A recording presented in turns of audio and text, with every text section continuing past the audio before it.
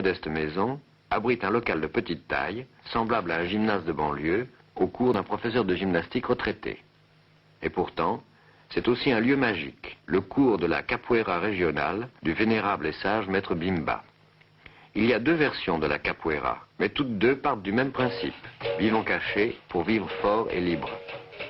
De l'extérieur, la capoeira est une sorte de danse. Une danse que les maîtres, regardant leurs esclaves s'agiter en mesure au son du berimbau, prenaient pour une belle et bonne danse, et qui était en fait un instrument de combat, un système cohérent et délibéré d'entraînement au combat, l'équivalent exact du jujitsu ou du karaté. Un karaté déguisé en pavane, en forlane ou en menuet, devant les maîtres attendris et inattentifs.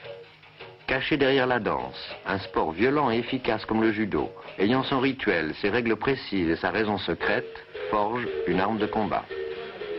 Dans ce local, 4 soirs par semaine, des jeunes gens sous la direction d'un vieux sage, initiateur, arbitre et rénovateur de la tradition, s'entraînent au combat avec les gestes de leurs ancêtres.